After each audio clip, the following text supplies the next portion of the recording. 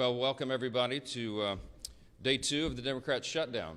Let's make absolutely clear what's happening here. Real pain is being inflicted upon the American people because 44 Democrats in the Senate have voted for the 3rd time to reject the completely nonpartisan, completely clean, very simple 24-page continuing resolution that we passed in the House here 2 weeks ago. Now, why did we do that? For a refresher for everyone.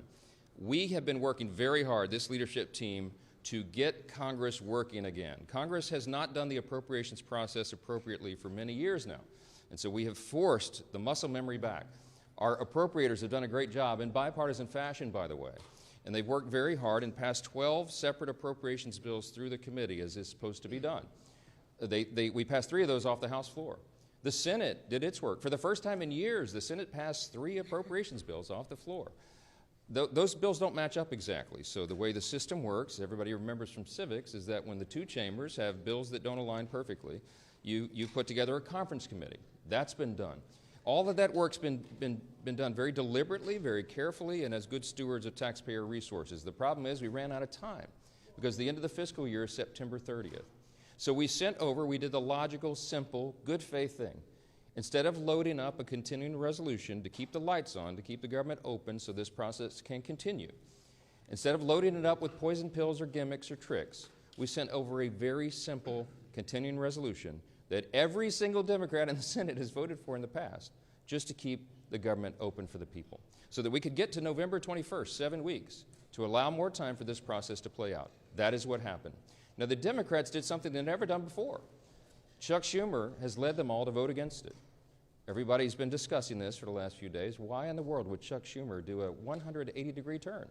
Because he said passionately, as recently as March of this year, on the same instrument, the same CR, that it would be reckless and irresponsible and dangerous to close down the federal government. Why did Chuck Schumer change his tune?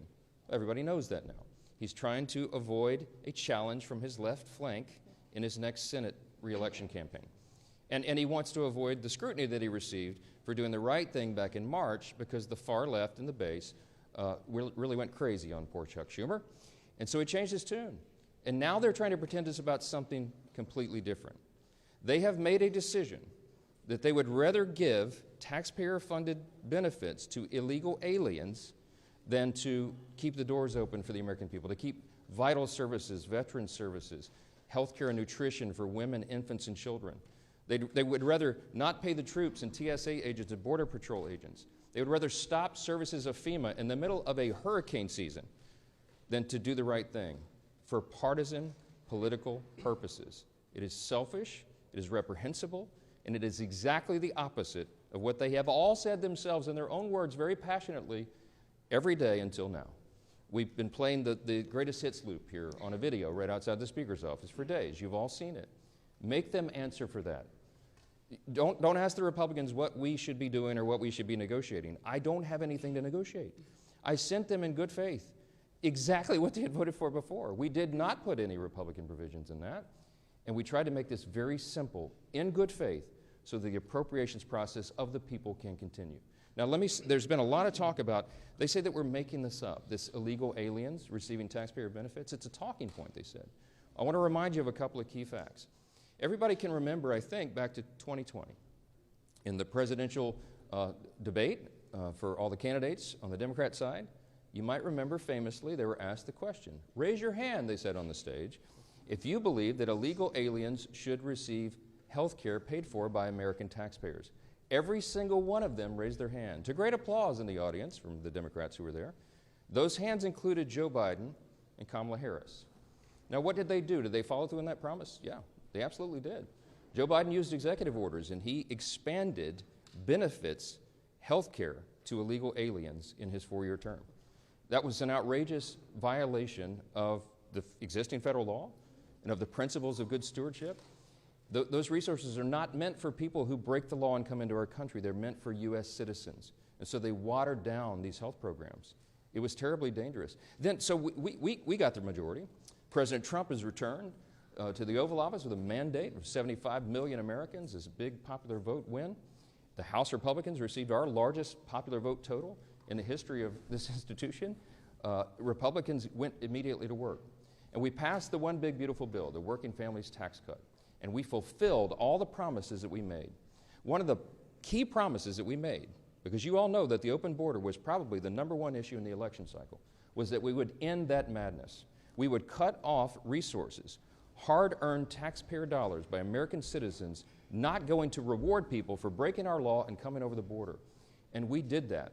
The one big beautiful bill, the Working Families Tax Cut, included a huge provision.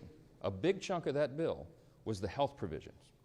Now, why are we saying that they want to return and restore taxpayer-funded benefits to illegal aliens? Because that's exactly what they did. When they rejected the clean CR that we sent over, the Senate Democrats, Chuck Schumer, filed a counter-proposal. Now, what was in that counter-proposal? You can see it for yourselves. In fact, if you're watching at home, go to my website right now, speaker.gov. Go to the press releases tab and you'll see it. It's listed right there. Just click on it. I'd like you to turn in your hymnals to page 57, okay? Section 2141. It is there in black letter. They filed this. This is not a talking point. This is what they proposed. They wanted to add, instead of the clean CR that keeps the government open for 7 more weeks to allow us to finish the work, they proposed a wild list of partisan priorities. Among them, they want to return $500 million to the Corporation for Public Broadcasting to prop up left-leaning and biased media organizations. We're not doing that. The American people don't want us to do that. We don't need the Corporation for Public Broadcasting funded by taxpayers anymore because we're in their age of ubiquitous media. There's, what, 200 of you guys here? There's so many outlets. We don't need to do that. We're not going to do that. They wanted to cut, in the Democrats' counter-proposal, I want you to read it for yourself, speaker.gov. Go there and check it out. They want to remove the rural hospital fund that Republicans fought so hard to put into the one big beautiful bill. We set $50 billion aside to take care of rural hospitals. Why would Chuck Schumer want to get rid of that? I don't know. A lot of those rural hospitals are in red states. You have to decide for yourself what the motivations are here. But they say they're for health care. Why would they want to do that? The other thing that they put in there is very important. And on page 57 in section 2141, not a Republican talking point, read from the Democrats' document themselves. They said that they want to repeal the health provisions of the one big beautiful bill. Now, why is that so important? Because I want to tell you what those health provisions did. They eliminated all of the taxpayer-funded benefits going to illegals. There was an amendment that was sent over to the Senate to ensure that illegals would not be getting health care paid for by taxpayer dollars. Illegal aliens, okay? 43 of the 47 Senate Democrats voted against that. This is just a few months ago. The bill was signed into law July 4th, and we cut all of that out. Let me tell you what some of those things are. The Democrats' counter-proposal CR, the dirty CR we call it, as opposed to the clean CR, would result in nearly $200 billion being spent on illegal aliens and other non-citizens. Let me be specific. This is just a few of those, the reforms that we put in that they want to repeal and reverse. Number one, a provision that closes the California loophole.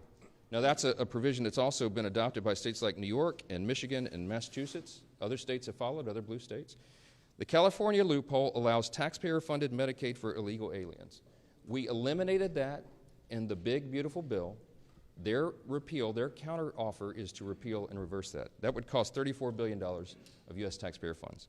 Number two, a provision that prohibits Medicaid from paying more for emergency care provided to illegal aliens than it does for American patients who are disabled or elderly or children. We eliminated that in their counter-proposal that they have filed that you can read yourself. They want to repeal that. That would cost taxpayers $28 billion. Here's another one, number three. They've counter-proposed a provision that ends the Obamacare funding for non-citizens. The cost of that repeal would be $91 billion to all of you. Taxpayers, hardworking American citizens would be funding that. A provision that repeals the Obamacare special rule for immigrants. That cost would be $27 billion for taxpayers. A provision that ends Medicaid funding for those improperly granted asylum and parole under President Biden's open borders. The cost of that would be $6 billion. I think that's actually a low estimate. You know, President Biden intentionally opened the border and Kamala Harris for 4 straight years. By some estimates, 20 million illegal aliens came from every country all around the world, and a lot of dangerous people came into the country. And you know what they did? They granted them all asylum. They gave them all this parole status so that they could roll on to taxpayer benefits. We've all been funding that. Republicans said, no, that does not comport with common sense. We're going to do right by Americans and not everybody else. We're not going to incentivize illegal immigration, and that's exactly what Biden and Harris did. It's what President Trump ran on to end, and we did that. It took the president about 2 months, and he closed that border tight. We don't have that problem anymore, but we still got to deal with the tens of millions of people who are here illegally.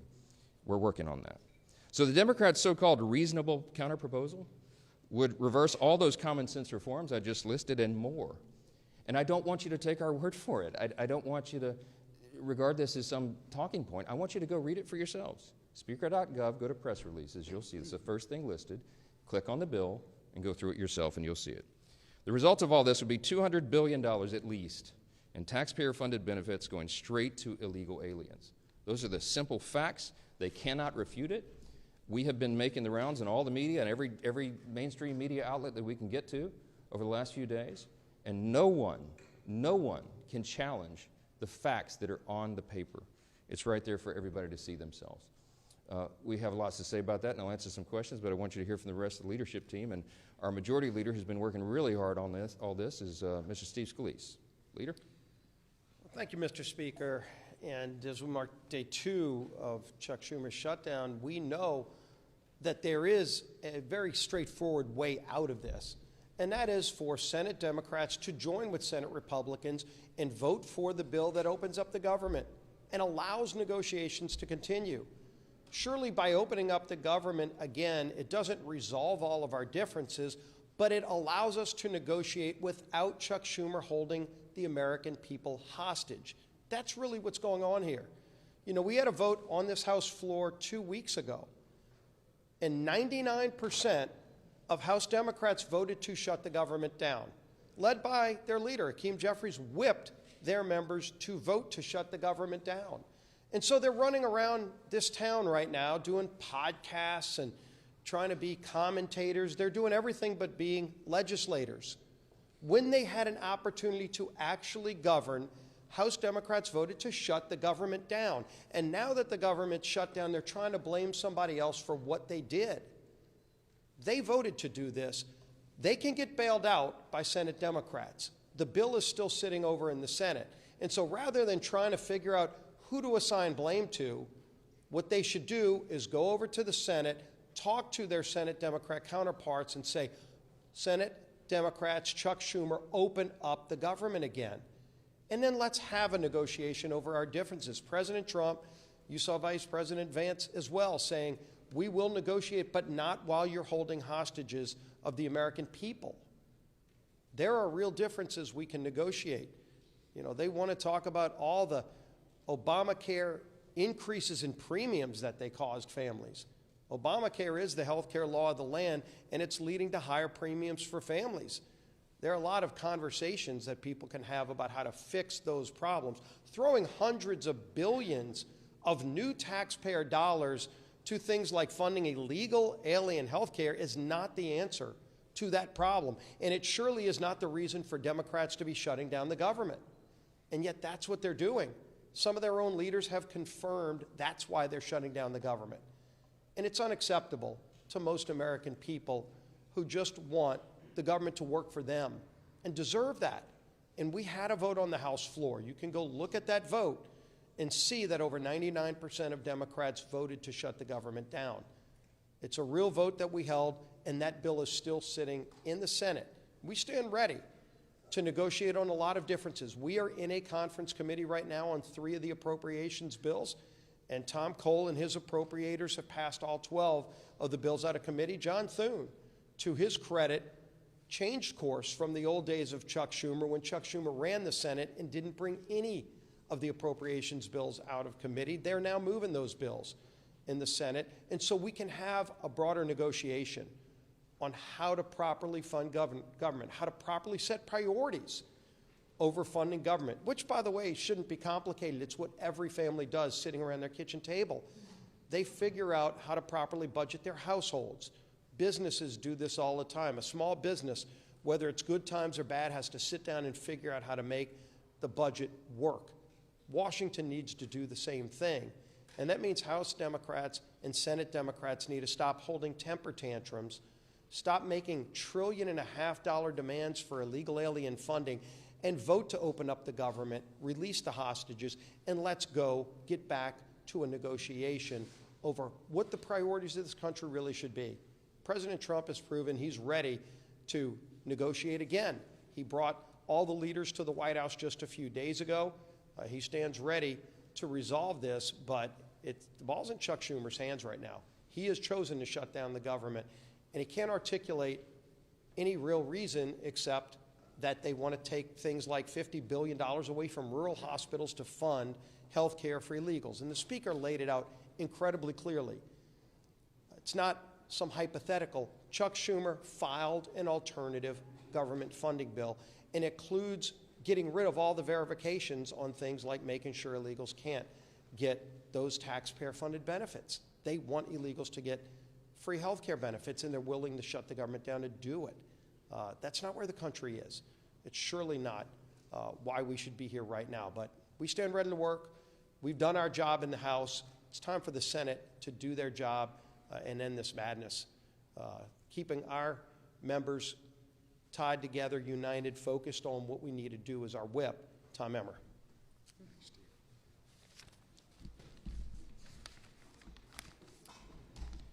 Our men and women in uniform, veterans, air traffic controllers, farmers and ranchers, federal workers and their families, Americans who rely on telehealth and home care services. These are just a few of the victims of the Chuck Schumer Democrat shutdown. All because Chuck Schumer and Hakeem Jeffries care more about appeasing the radical members of their party than working in good faith to keep the government open. They are trying valiantly to claim that they are doing it to fight for Americans' health care. But their $1.5 trillion wish list, which slashes funding for rural health care, as you've heard from both the Speaker and the Majority Leader, while giving taxpayer-funded health care to illegal aliens, tells a much different story. The American people see their political charade for what it is. The good news is Democrats still have time to do the right and reasonable thing. Because Republicans have done our job, there is a clean, nonpartisan continuing resolution ready in the Senate to send to President Trump's desk right now. The question is, how long? How long will Democrats hold the American people hostage to play their political games? I hope they come to their senses soon. Until then, we're going to force them to go on the record about their self-inflicted shutdown every single day. And the consequences will be theirs to own, and only theirs. With that, I'll turn it over to our conference chair, Lisa McClain.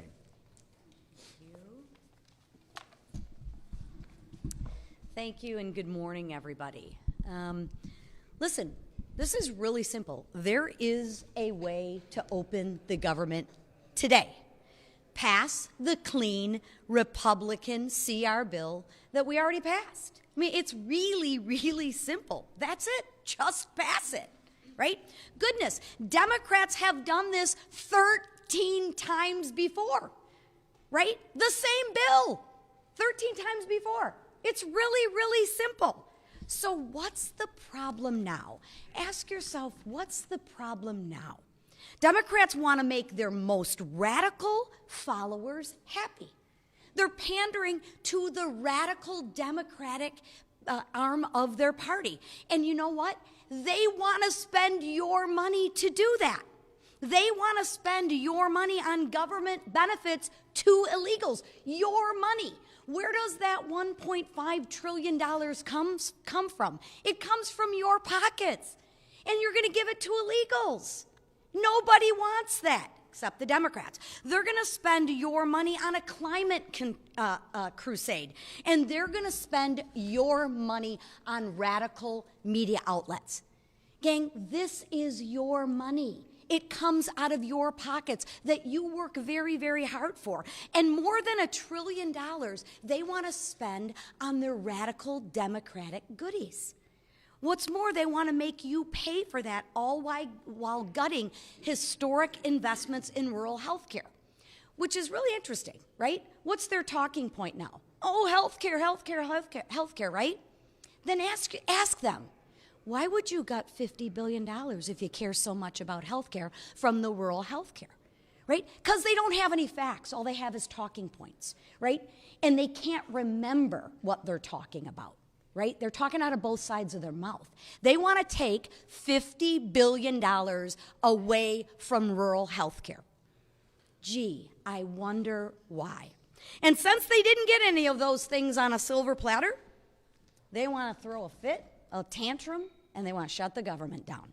And guess who pays the price for that? Real Americans do. So I ask Democrats, are you okay with this?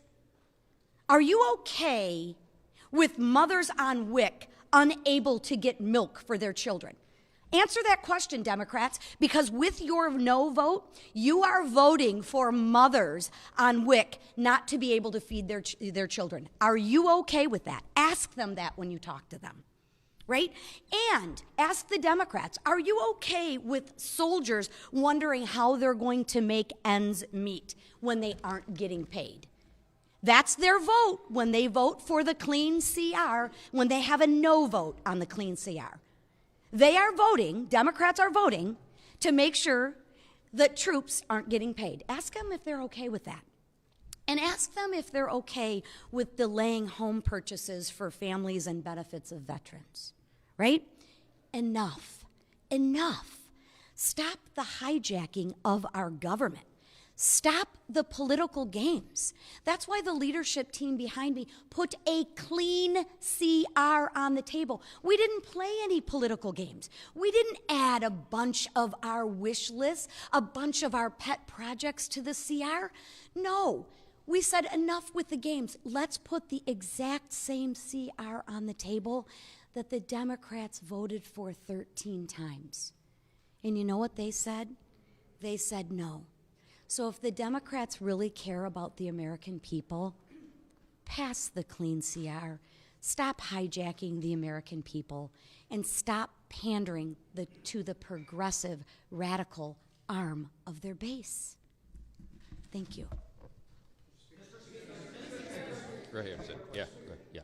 Does the president have the constitutional authority, just because of a shutdown, to lay off thousands of federal government workers, or withhold funding for congressionally approved projects that are already in the works? Yeah, he does. Okay, this is the way the system works. This is Chuck Schumer's decision is to hand, as I said on a couple interviews yesterday, the keys to the kingdom to the president, right? He has put himself in that situation, and it's completely unnecessary. The president takes no pleasure in this. The president did not want a shutdown. I'm telling you this from my own testimony. I was in the Oval Office. He pleaded with Chuck Schumer and Hakeem Jeffries to do the right thing. Keep the government open. We'll talk about all these other issues later because that's how the process works.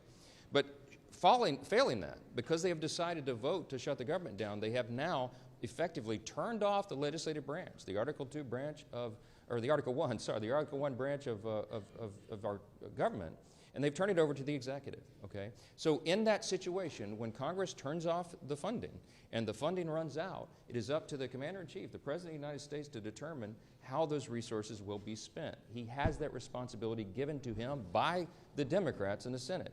They can't complain about it, and he doesn't want to do it. But in this scenario, what they have to do is make very difficult decisions. Most of the responsibility falls to Russ Vought. He's the director of the Office of Management and Budget, as you know. Whomever is seated in the chair at OMB during a shutdown has to do the same thing. Russ does this reluctantly.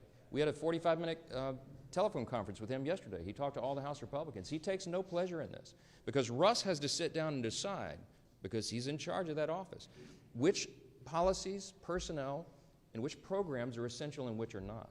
That is not a fun task.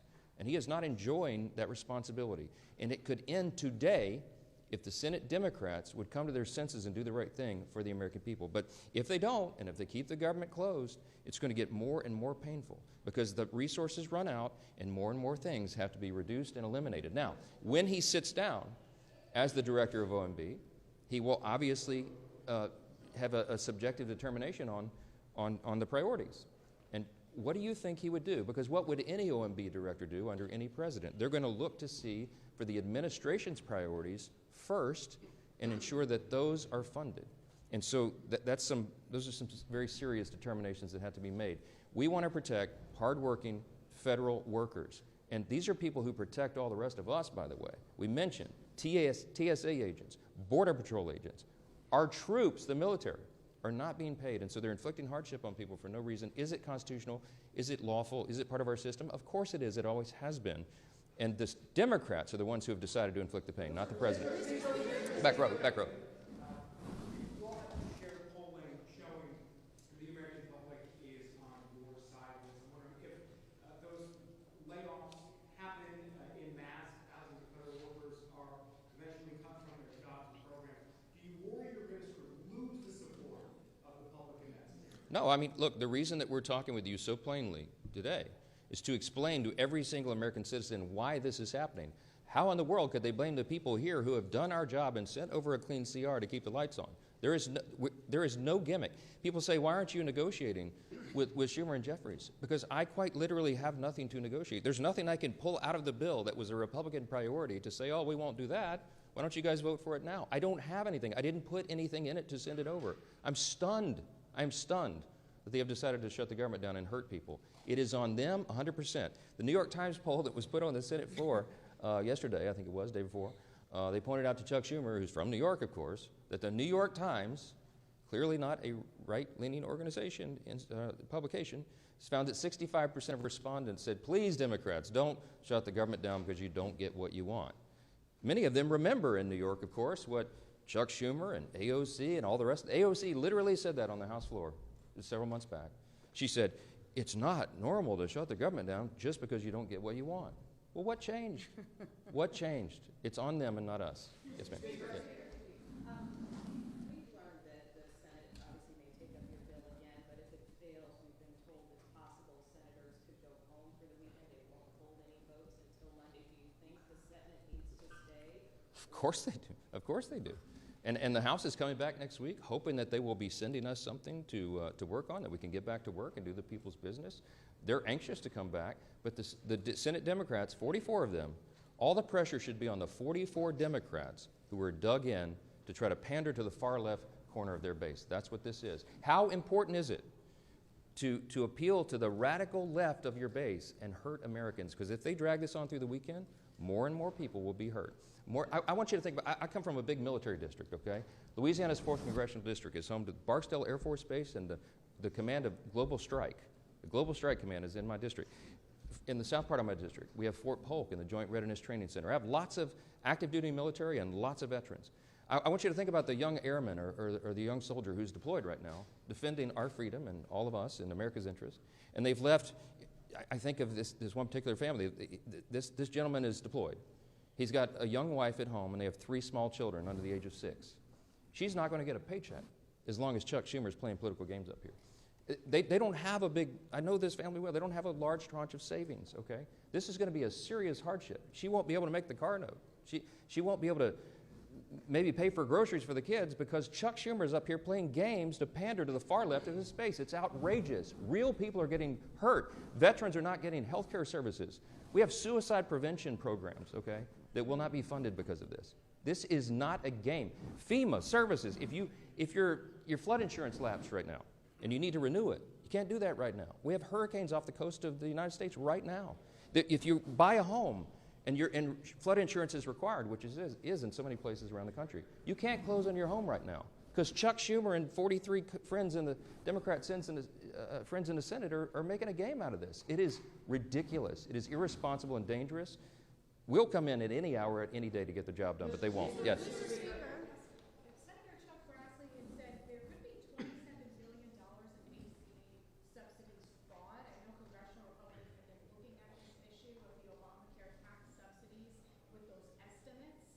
Do you have any concerns about that? And also, Susan B. Anthony, Pro-Life America, and 88 total pro-life organizations have said they are concerned that the Hyde Amendment is being averted with those Obamacare subsidies and that people are getting elective abortions through that program. So are conservatives concerned about this? Yeah, conservatives are very concerned about the subsidies.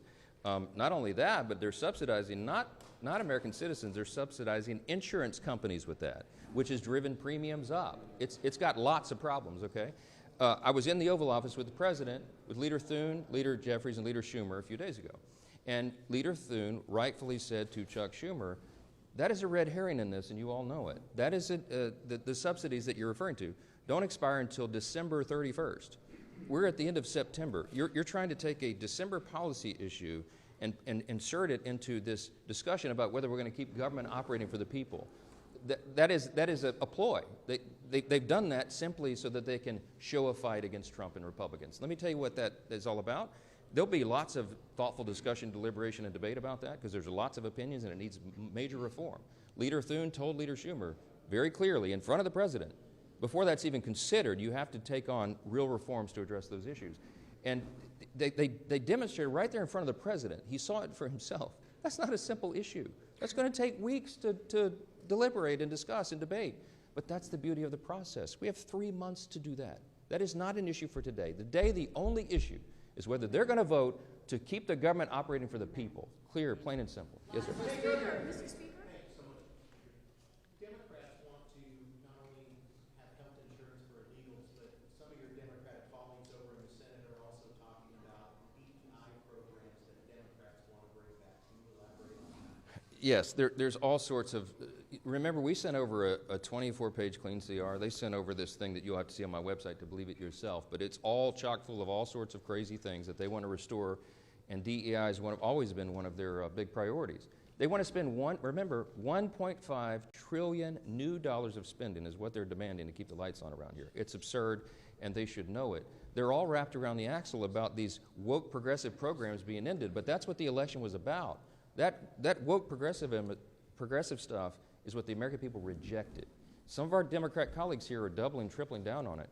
Good luck with that. Good luck with that for the midterm election. Today, the White House with Mr. Vogt, the president posted on Truth Social this morning that the meeting is to determine which of the Democrat agencies they recommend to be cut. This is in addition to the money for New York, for the transit funding being cut, and in addition to blue states seeing their energy funding cut.